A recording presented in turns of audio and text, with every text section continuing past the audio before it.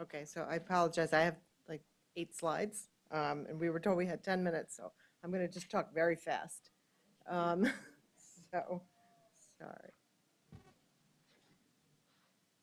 Okay, so I'm Director of Regulatory Affairs at Achaogen. It's an antibiotic company, and I've said to a lot of people, I'm looking for people who are interested in comparative infectious diseases. So if you are, come and talk to me. I've been in the industry in various roles of academic clinical research and pharma since the early 80s. I was the Director of Regulatory Affairs at Genentech, and I want to take this minute to thank Chand Khanna and the NCI group and Doug Tham at University of Colorado, because without them, there's no way that we would have ever been able to introduce this concept at Genentech. And I am also the parent. I was going to say mother. As a matter of fact, I had mother on this slide, and I took it off because I thought it was a little too much. But now that I know Science Magazine is behind me, I'm not going to be afraid to use that word anymore. 12-and-a-half-year-old husky who is now 6 months disease-free after surgery and radiation for a soft tissue sarcoma. So I actually, if I could just say one more thing, my comments are my personal opinion only, and they do not represent the opinion of my former or current employers. And please take my comments about the state of the industry as generic and not representative of what I've seen at one particular employer.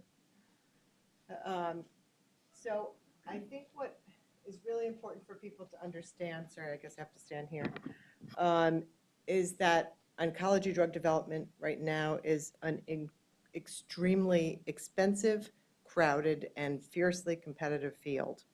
In 2010, there were 800 compounds in the oncology drug development pipeline. The last number I found was 576 compounds between phase 2 and phase 3 studies in 2014, and more than 5,000 ongoing clinical oncology studies. Within a drug company, what that means is that, so drug development is usually done in a team-based approach. So you have a cross-functional team, and they're given responsibility for developing a molecule. And they may be on multiple teams, but they're the ones who are responsible for figuring out how to get that molecule to market. And for someone who's on a team, what that may mean that within a pipeline, they have 3 to 5 molecules that they're competing against within the company for development funds. And there may be anywhere between 3 and 15 molecules that they're competing against out in the market. As targeted or molecular-based therapy advances, the populations that are out there for these drugs are getting smaller and smaller, and there may not be room for more than a couple of drugs to succeed.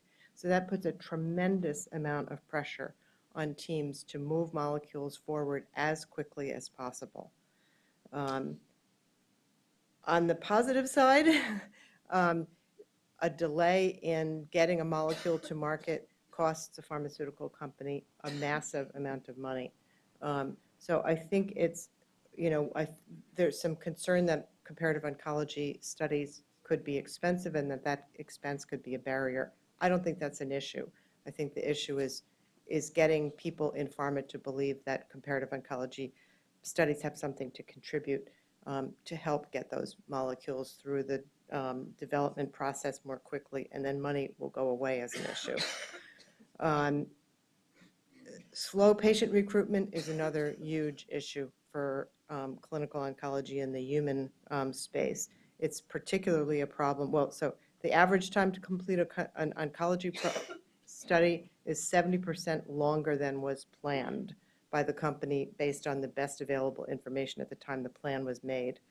That is a particular problem for pediatric studies, and will get worse and worse over time because recent changes in regulations, which I am totally in favor of, require every drug that gets approved to have a pediatric plan.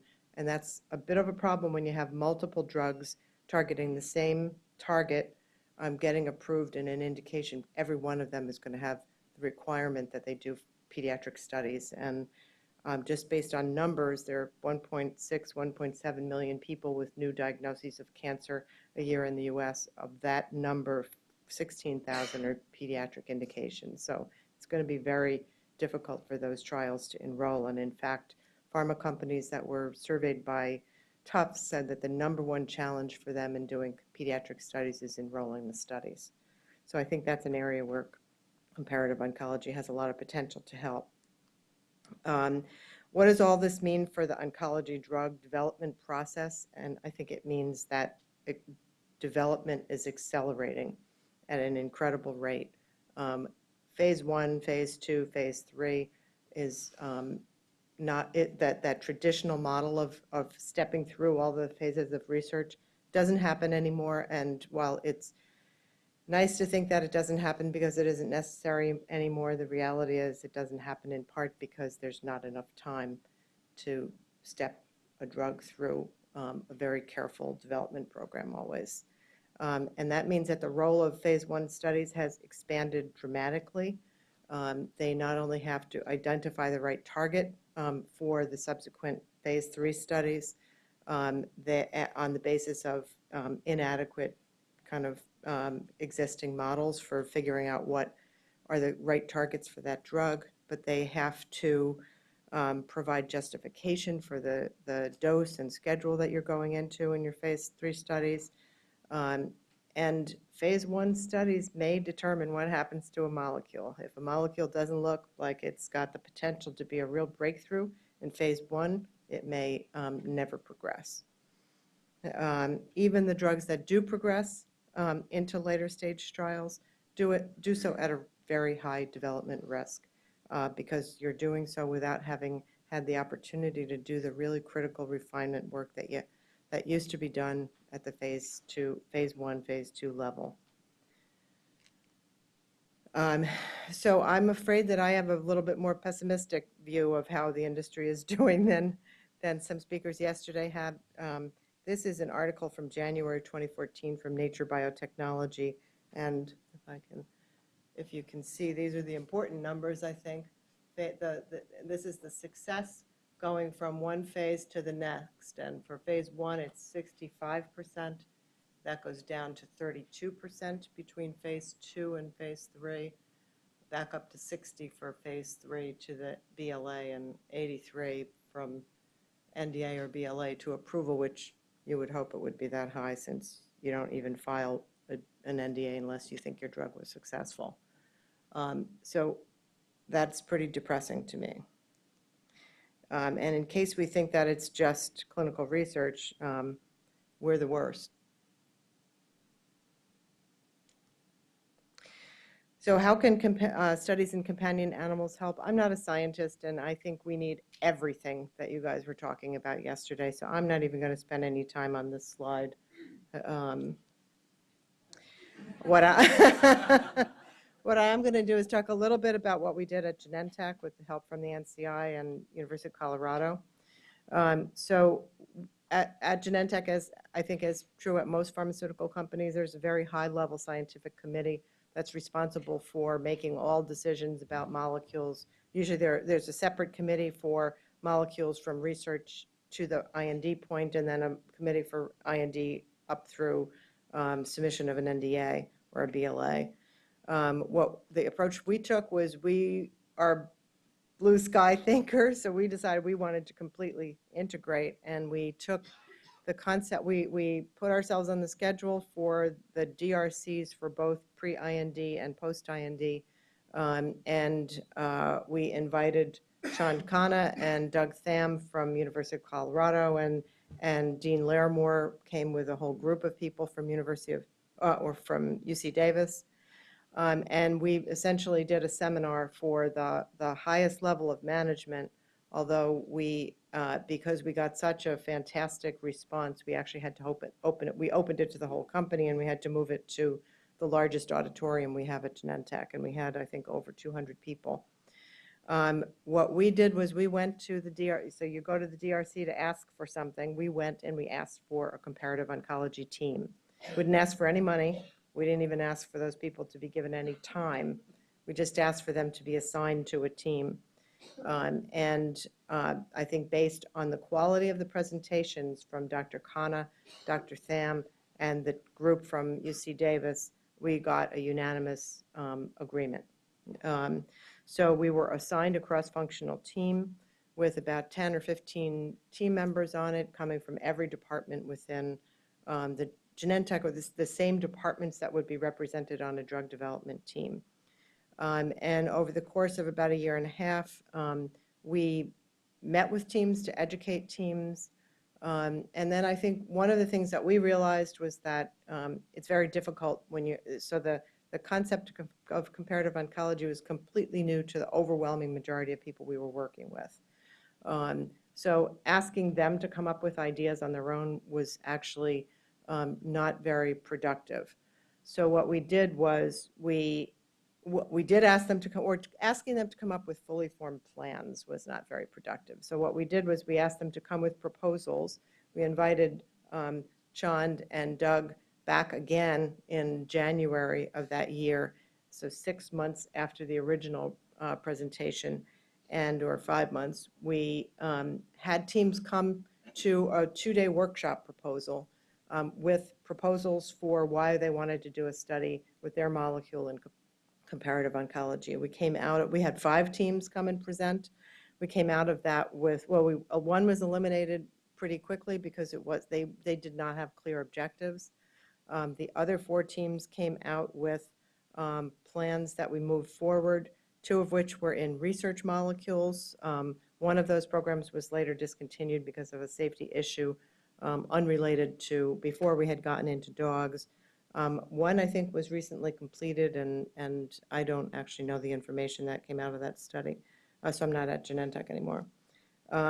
We had 1 early development molecule, and again, that study was eventually put on hold because of issues within the development program unrelated to comparative oncology, although there was an issue of getting access to a competitor molecule or antibody. And one program was a new indication for a drug already on the market for other indications, and that program is still moving forward. So we also, I think one of the things that we realized was that ongoing education of everyone in the pharma company was going to be really critical because people hear you once and then they forget what you said, and they ask the same questions. So we also did a monthly speaker series where we brought people from different vet centers around the country in to speak, and Jamie Modiano in particular and Pete Dickinson came and spoke not only to the company at large, but to individual development teams that were working in their areas of expertise. What barriers did the team face? I think I was going to label this fear and ignorance, but I thought that might not be politically correct. So I think lack of familiarity with veterinary medicine is a huge issue. I think it is, and it's an ongoing issue with physicians trained in human medicine who are in the pharma industry. I think it may be less of a problem in academic medicine because you have an opportunity to get exposed to your colleagues in the vet school maybe, but for individuals who've come to pharma and work in the clinical research space, they don't have that opportunity, and we needed to do constant education and re-education. So having a team-based approach really helps with that, because then the team members come from the functions and they can constantly do education up through their function that way. The speaker series was really helped. Forging connections with academic vet centers really helped, because I think if you can get people to connect on something where they have joint expertise, that's really helpful. I think that the veterinary community needs to look for opportunities to publish in cooperation with their human medicine colleagues so that this literature gets into the literature that the academic human medicine doctors are reading, and they need to look for opportunities to present together at human oncology conferences like ASCO and the like. Fear of safety events is a huge concern. I don't think it's a real concern. In our case, it was, again, a question of continuous education And we were very fortunate that we were able to enlist very senior people from the safety group at Genentech to be members of our team, who were willing to help us recast this concern as an opportunity to de-risk drugs and to start putting programs in place to mitigate side effects before it was too late. And just maybe one other thing I'll mention here is the perception that there's a lack of regulatory guidance. There is no formal guidance, but there is an article that I've cited here that explains exactly what the regulatory picture is, and it's very easy to follow for regulatory people. In terms of what the future is, I think that pharma will eventually get on board, but it's going to be slow.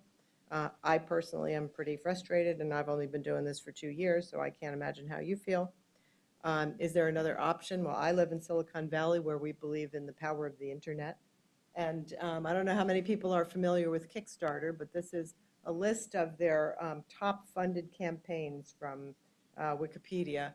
And I just pointed out two, $83 million for Star Citizen, which is a video game, and one that I'll try not to criticize, but Exploding Kittens card game has raised $8.7 million. So my proposal is I've been looking for a way to stay involved in comparative oncology, and I'm going to start a Kickstarter